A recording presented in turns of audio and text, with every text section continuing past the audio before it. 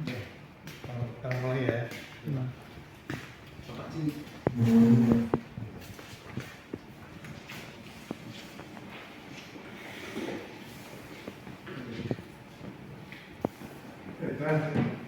Kita mulai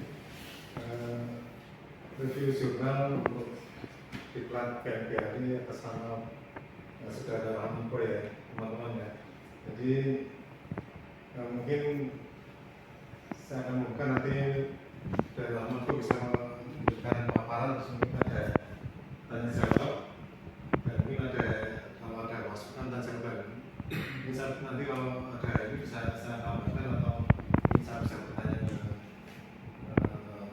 peserta diklat BIM ahli. Silakan Pak Boy, selamat Boy.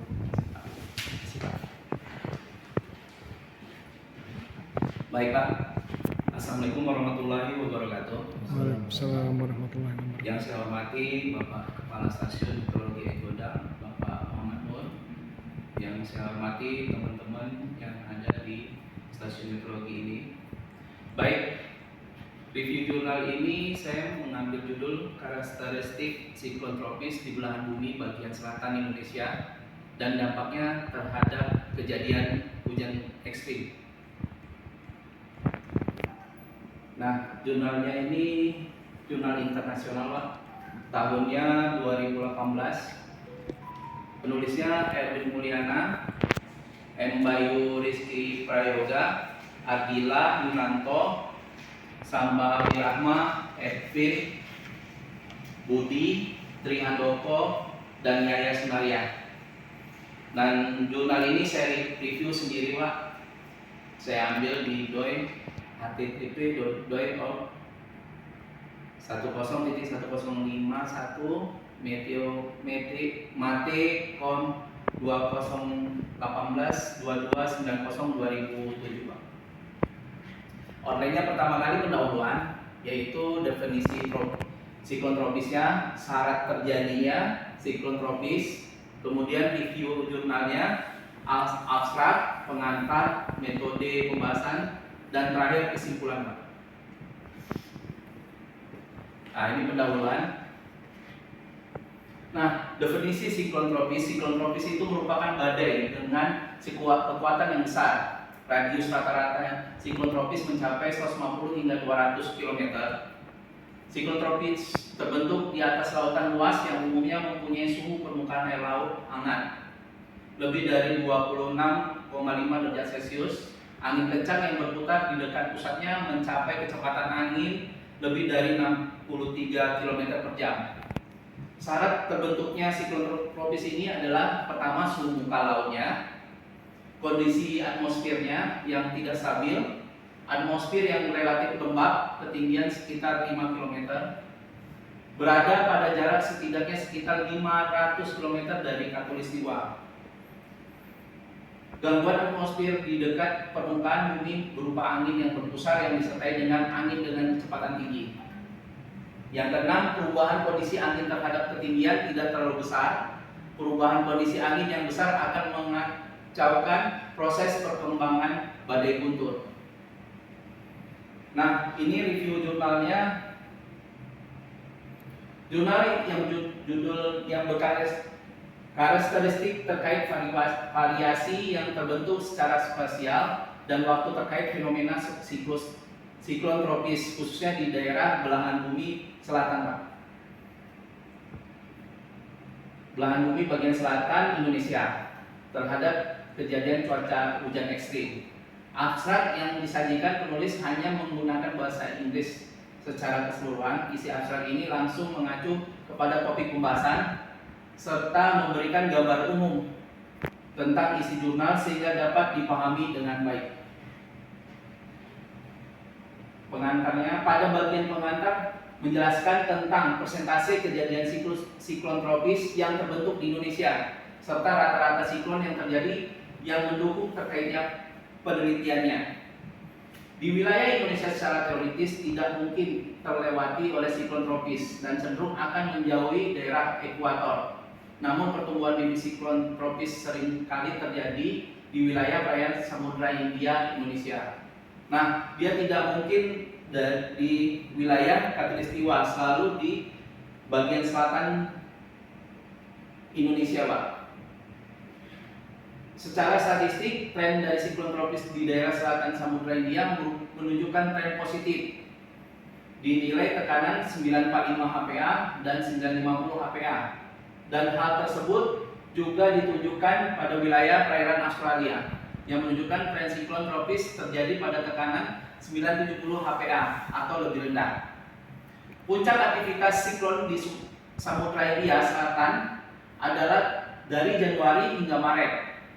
Perairan Samudra Hindia yang hangat mempengaruhi aktivitas siklon ini karena matahari berada tepat di atas perairan Samudra Hindia. Nah, ini batasan-batasan dari penelitian ini meliputi hanya belahan bumi bagian selatan Indonesia hingga 10S dan menggunakan data penelitiannya dari 1983 sampai 2017. Data historis siklonnya dari BOM Australia, data curah hujannya dari satelit TRMM JAXA. Metodenya data diplot dan diolah menggunakan GIS, lalu dilakukan analisa secara spasial. Hasil dan pembahasan, siklon tropis cenderung sulit untuk terbentuk stabil karena kekuatan putaran yang lemah diakibatkan oleh efek gaya Coriolis. Namun demikian, selama kurun waktu 35 tahun dari tahun 1983 sampai 2017, setidaknya terjadi 51 siklon tropis di bagian selatan Indonesia yang jatuh di bawah 10 derajat lintang selatan. Siklon tropis di Indonesia sebagian besar terjadi di barat daya, terutama di Samudra Hindia. Kejadian siklon tropis yang hanya terjadi di selatan dan masuk ke wilayah Indonesia relatif jarang terjadi. Namun kejadian tersebut akan berdampak signifikan terhadap peningkatan curah hujan di beberapa wilayah Indonesia dan sering menimbulkan bencana banjir. Hasil pembahasan di sini, siklon tropis terbentuk tiap tahunnya di wilayah selatan Indonesia dari 1983 sampai 2017. Dan pada tahun 1996 terdapat jumlah siklon tropis paling banyak, sebanyak 6 kejadian siklon. Dan berdasarkan pola tahunannya, pada tahun 1994 sampai 2010 merupakan tahun yang signifikan, banyaknya dibandingkan tahun-tahun yang lainnya. Dan rata-rata 2 sampai 3 siklon setiap tahunnya. Dan pada tahun 2011 sampai 2016 tidak tercatat adanya aktivitas siklon tropis.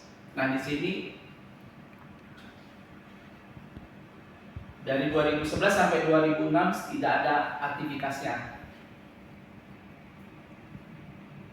Pada bulan siklon yang terjadi dari hasil pengolahan seringkali terjadi di bulan November sampai April.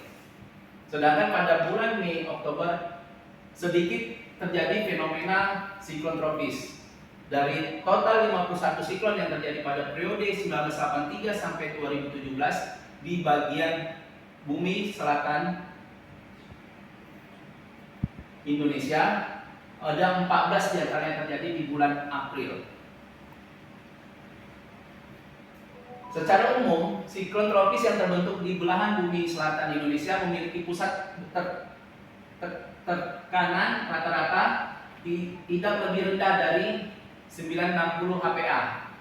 Tekanan siklon tropis akan menunjukkan titik terendah pada lintang 10 sampai 20 S. Dengan pusat tekanan sebesar 960 sampai 920 HPA.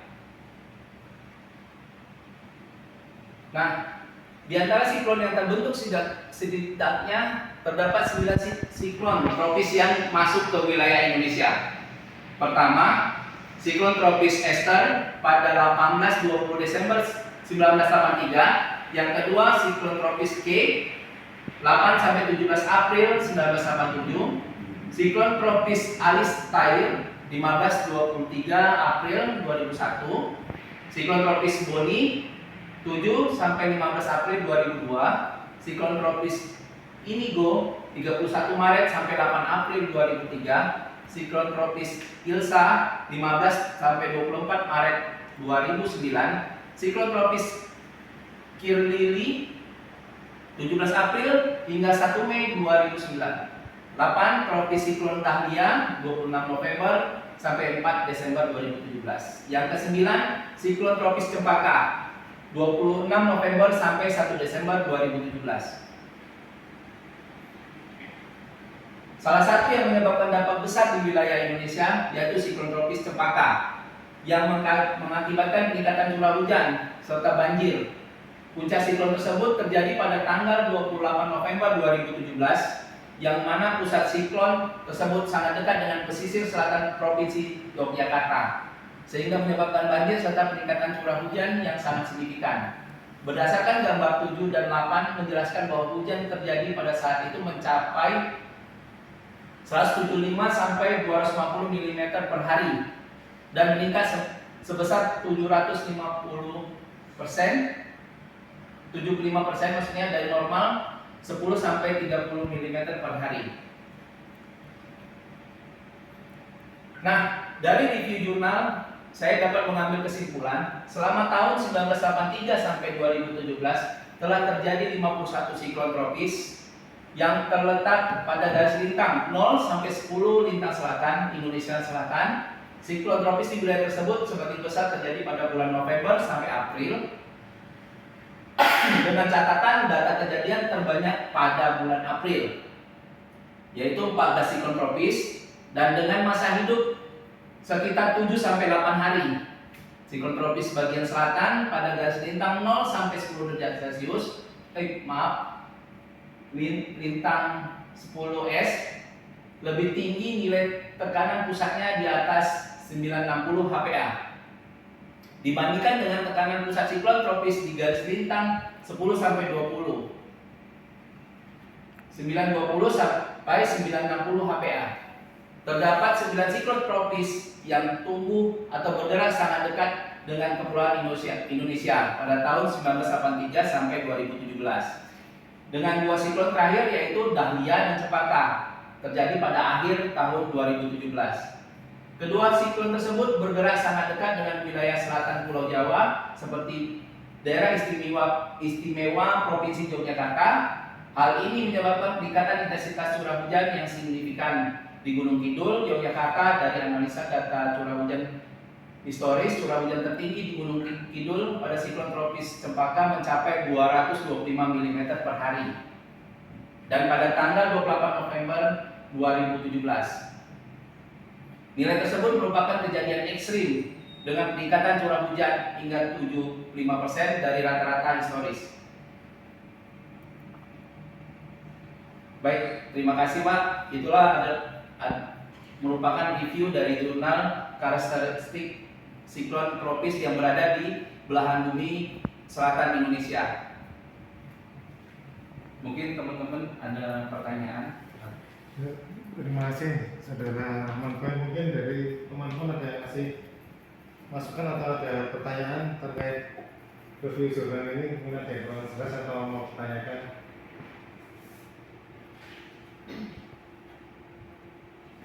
Izin bertanya kepada Pak Rahman Boy.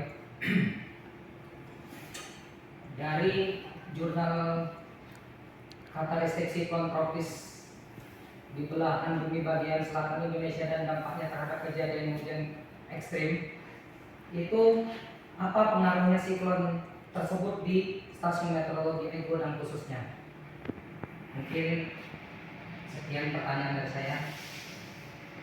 Nah, ketika saya ingin coba menjawab langsung. Ketika bibit siklon tropis berada di wilayah Samudra Hindia, akan sangat berpengaruh terhadap cuaca untuk bagian wilayah kerja kita di stasiun meteorologi Egodang, karena pengaruhnya kalau di belahan bumi bagian selatan dia terdampak sekali untuk pengaruh cuaca untuk wilayah kita.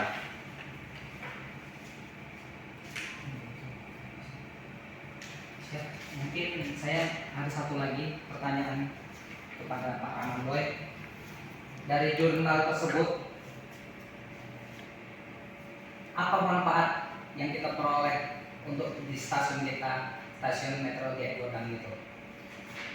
Nah, dari jurnal karakteristik siklon tropis di belahan bumi bagian selatan Indonesia ini sangat berdampak di stasiun kita karena kita dapat mengetahui potensi siklon tersebut berpengaruh pada stasiun kita, di stasiun wilayah kerja kita, karena dia perputarannya selalu perputaran anginnya selalu melawan arah dari arah jarum jam. Dengan adanya siklon di bagian bumi bagian selatan akan menyebabkan potensi pengumpulan awan yang signifikan untuk terjadinya hujan yang mengakibatkan perubahan cuaca ekstrim bagi kita. Mau bertanya, izin Bapak mau bertanya tentang review jurnal ini. Jadi dari review jurnal ini pada bulan berapa aktivitas siklon tropis terjadi? Baik, kalau berdasarkan karakteristik siklon tropis di bagian bumi bagian selatan ini, dia dari sini terlihat bahwa dia terjadi di antara November sampai April. Nah, di bulan Mei sampai September dia sangat minim terjadi siklon tropis. Dia di bulan November sampai bulan April. Ini ada mungkin saya mau menambahi seperti enggak? Ini ada yang mau bertanya apa ini? Ya, mungkin saya mau menambahi kepada peserta diklat PNPHRI Pak Saudara Rahman Boy. Jadi kenapa siklon tropis tidak bisa terjadi di wilayah Indonesia, baik di belahan bumi utara, Khatulistiwa atau di selatan Khatulistiwa? Ya, karena adanya gaya Coriolis tadi, dari garis Khatulistiwa itu ada gaya Coriolis, jadi dia akan selalu menjauh dari pergerakan itu, menjauh dari Khatulistiwa. Jadi kalau di belahan bumi selatan dia berlawanan arah jarum jam, kalau di belahan bumi utara dia arah jarum jam. Di pergerakan siklon itu di selatan akan berlawanan arah dengan pergerakan arah jarum jam, kalau di utara arah jarum jam. Yang kedua, terkait kalau di wilayah kita mungkin untuk siklon tropis baik di selatan utara kita sebenarnya dua-duanya terpengaruh karena kita di Khatulistiwa ini Sumatera Utara di Khatulistiwa, tapi kalau yang terlalu jauh mungkin di Samudra Hindia sebelah selatan Jawa mungkin kita tidak kurang begitu terpengaruh, soalnya di barat daya Sumatera, mungkin di barat daya Bengkulu atau mungkin di Lampung kan bumi selatan juga kita cukup terpengaruh. Yang kedua, kalau ini yang dibicarakan siklon tropis di belahan bumi selatan ya. Iya, Pak. Jadi sekarang tuh ada anomali juga. Jadi kalau dulu kan teorinya kalau siklon tropis kan mulai subtropis itu kan lintang 12,5 derajat lintang utara lintang selatan, tapi sekarang bisa di bawah 10 itu sudah terjadi siklon tropis, bibitnya sudah ada. Jadi kadang-kadang bahkan dulu pernah di lintang utara itu antara 5 sampai 6 derajat lintang utara itu ada bibit siklon tropis. Jadi sekarang, tapi kalau di Khatulistiwa tidak akan mungkin terjadi karena pengaruh gaya Coriolis itu ya. Nah, terus satu lagi yang siklon tropisnya. Jadi kalau musim penghujan ini kan mungkin belahan bumi utara tekanannya di benua Asia itu tekanan udaranya lebih tinggi. Jadi angin itu bergerak dari belahan bumi utara. Jadi di selatan itu seperti ada blocking. Jadi angin itu cuma jadi seperti putaran bumi, ada pusaran angin di selatan itu banyak karena arah angin itu kalau musim dingin, jadi tekanan udara itu di benua Asia lebih tinggi daripada benua Asia. Jadi angin itu berasal dari belahan bumi utara. Jadi di selatan itu seperti blocking, jadi banyak jadi pusaran angin tertutup. Nanti kalau sebaliknya juga kalau di selatan itu terjadi musim dingin, tekanannya lebih tinggi, angin bergerak dari benua Australia ke utara juga seperti itu, ada blocking, jadi banyak terjadi siklonik atau mungkin bisa jadi bibit siklon. Kalau sekarang ini kan ada 2 bibit siklon nih, 94W sama 9 apa yang di utara di Teluk Benggala kalau salah ada ini.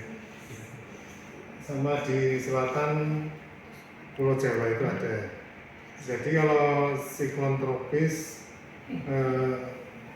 di bulan bumi selatan memang itu betul dari bulan November sampai April, karena kalau di selatan itu musim penghujan antara bulan Oktober sampai dengan April, jadi itu memang betul. Jadi karena di benua Asia adalah musim dingin, jadi tekanan udara di benua Asia cukup tinggi, jadi pergerakan angin dari utara ke selatan. Jadi itu betul. Jadi yang tadi disebutkan itu yang pertama adalah cukup penting adalah gaya Coriolis ya. Gaya Coriolis itu di sepanjang garis khatulistiwa itu atau ekuator itu memang dia siklon itu menjauhi garis ekuator ya. Jadi kalau di selatan dia berlawanan, kalau di utara searah jarum jam. Dan siklon tropis itu dia sumber energinya adalah uap air laut. Jadi dia kalau mendekati ke daratan dia akan mati, tapi kalau dia semakin ke tengah samudra dia akan semakin besar. Jadi kalau dia bergerak semakin mendekati daratan dia akan mati. Kalau biasanya di sini mungkin kalau bulan bumi selatan ke Australia, kalau di utara biasanya dia memasuki ke Asia, biasanya di Cina itu dia akan mati. Jadi siklon kalau dia bergerak ke menuju daratan dia sumber energinya dia akan mati. Kalau di tengah samudra dia akan tetap hidup. Mungkin itu saja tambahan dari saya. Ini ada lagi yang teman-teman yang mau nambahin? Baik Pak, saya akhiri presentasi dari review jurnal ini. Saya ucapkan banyak terima kasih kepada Bapak sebagai pejabat struktural di Stasiun Meteorologi Ekoda. Wabillahi taufiq wal hidayah. Assalamualaikum warahmatullahi wabarakatuh. Assalamualaikum warahmatullahi wabarakatuh.